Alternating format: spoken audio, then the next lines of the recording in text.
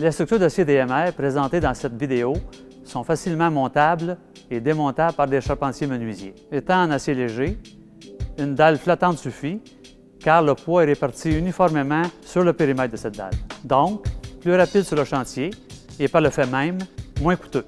Ça nous permet de construire des bâtiments jusqu'à 70 pieds de large, sans colonne, avec une hauteur libre possible de 22 pieds. Notre isolation de R28 au mur et R31 ou R40 au plafond vous feront économiser.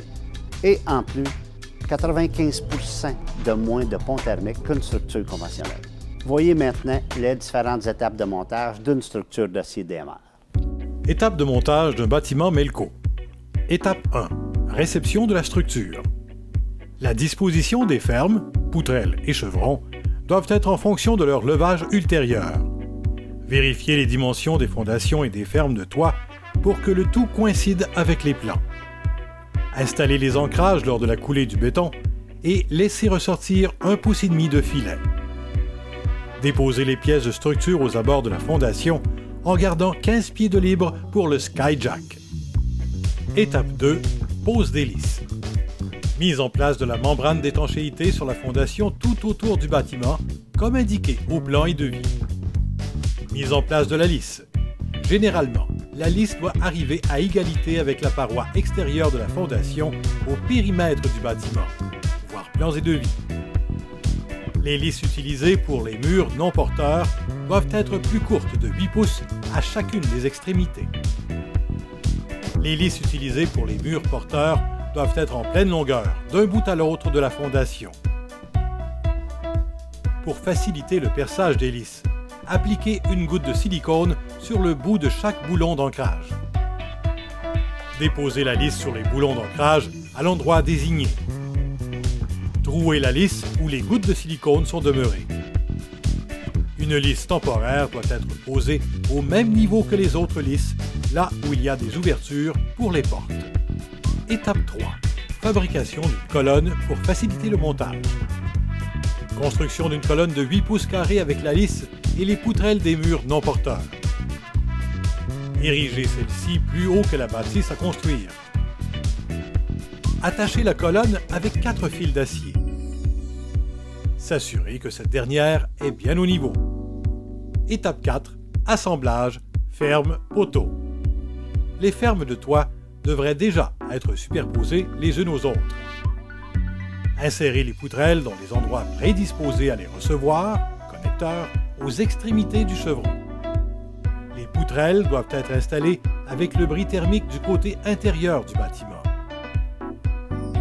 Prendre les mesures de la hauteur totale du mur et fixer une vis lorsque l'ajustement de la hauteur sera fait. Prendre la mesure entre l'extrémité de la poutrelle et le milieu du chevron, en diagonale.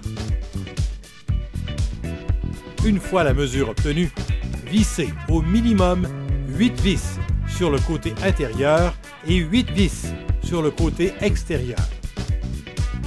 Répétez l'opération pour toutes les fermes. Étape 5. Montage de la structure. Idéalement, une équipe de 5 hommes et 2 skyjacks sont requis.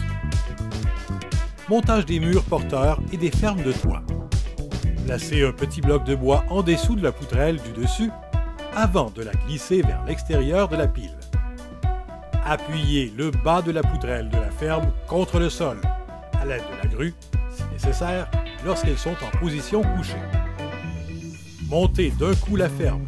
Une fois debout, 2 personnes doivent tenir chacune des extrémités pour éviter les accidents et pour bien aligner la ferme vers sa destination finale. Une fois que la poutrelle est placée dans la lisse, il faut la visser de chaque côté en haut de la lisse.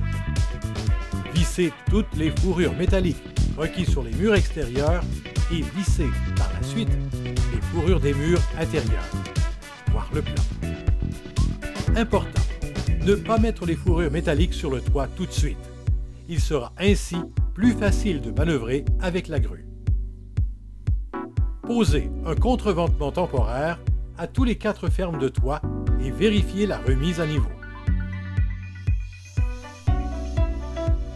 Installation des fourrures métalliques à l'intérieur de la ferme de toit, servant de supports latéraux. recommencer jusqu'à ce que le bâtiment soit terminé. Pour l'autre extrémité du bâtiment, il n'est pas nécessaire d'avoir un appui contre le sol, étant donné que le bâtiment tiendra par lui-même à ce moment-là. Installer les contreventements aux 4 coins du bâtiment, voir le plan. Montage des poutrelles du mur non porteur. S'assurer que les boulons d'ancrage sont bien vissés et que la lisse ne bouge plus. Installation de la lisse en haut du mur non porteur, fixée sous la ferme de toit. Installation des poutrelles à la verticale au début de la lisse, suivant l'emplacement des ancrages, soit à 9 pouces centre du début de la fondation. Ancrer solidement la poutrelle et la mettre au niveau. Installer la poutrelle, le bris thermique, vers l'intérieur. Répéter l'opération pour toutes les poutrelles. Installation des fourrures métalliques requises sur les murs intérieurs et extérieurs. Voir le plan. Pose des profilés de fourrure métallique sur le toit. Avant de procéder avec le recouvrement de la toiture, il faut mettre un L d'acier tout autour de la toiture pour que le recouvrement s'appuie sur ce L. Vissez le L sur le dessus pour l'instant, puisque le recouvrement des côtés s'imbriquera en dessous de celui-ci.